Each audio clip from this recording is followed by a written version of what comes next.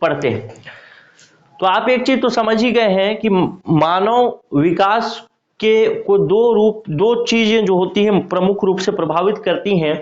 एक तो होता है जैविक कारक, जिसको आप वंशानुक्रम का कारक बोलते हैं। दूसरा पढ़ते हैं आप सामाजिक कारण, जो कि वातावरण वाला कारक होता है।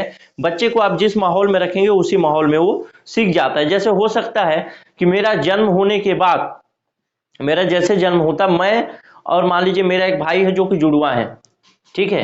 तो जुड़वा है तो मेरे और मेरे भाई के अंदर मेरे माता पिता के बहुत सारे गुण आएंगे जो कि जैविक कारक के अंतर्गत आएंगे। हो सकता है मेरी नाक और मेरे भाई की नाक सेम हो, मेरी आंखें मेरे भाई की आंखें सेम हो, मेरा चेहरा मेरे भाई का चेहरा सेम हो। ये चीजें कैसे आई?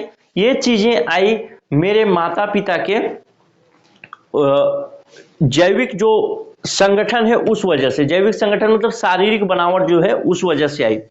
लेकिन अगर मेरे को अमेरिका में रख दिया जाए, चाहे मैं अपने आप को यही मान लेता हूं, मैं यहीं पे हूं, और मेरे भाई को अमेरिका में रख दिया जाए तो अमेरिका में फ्लुएंट इंग्लिश बोल लेता, अगर वो छोटे से वहां रहता है या अभी जाके भी रहे तो भी अच्छे से इंग्लिश बोल लेता। हो सकता है मैं अच्छे से इंग्लिश नहीं बोल पाऊं।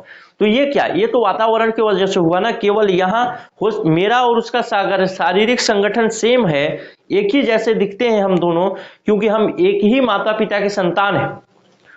लेकिन वो फ्लुएंट इंग्लिश बोल ले रहा है, अच्छा पढ़ाई कर रहा है, क्यों? क्योंकि वो अमेरिका में, उसके अंदर वातावरण का प्रभाव पड़ा। अफ्रीका चला जाता तो अफ्रीकन लोगों का प्रभाव पड़ता, हो सकता है अफ्रीकन अच्छी तरीके से बोल लेता हो, अफ्रीकन भाषा जो होता है, ठीक है। तो ये चीजें समझ गए होंगे आप लोग।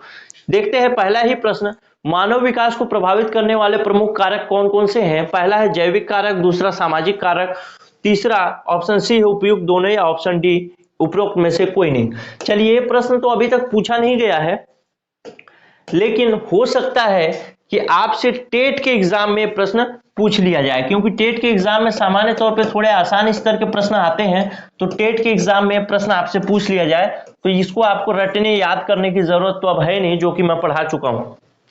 चलिए आगे चलते हैं। आगे बढ़ने से पहले मैं बोलूंगा कि अगर आप लोगों को ये चीजें, सारी चीजें समझ में आ रही होंगी और लग रहा होगा कि हाँ टू द पॉइंट क्लासेस चल रही हैं, और अगर आप ये वीडियो यूट्यूब में देख रहे होंगे तो ये क्लास जरूर आप ज्वाइन कर सकते हैं, क्योंकि सारी क्लासेस यूट्यूब में फ्री नहीं है।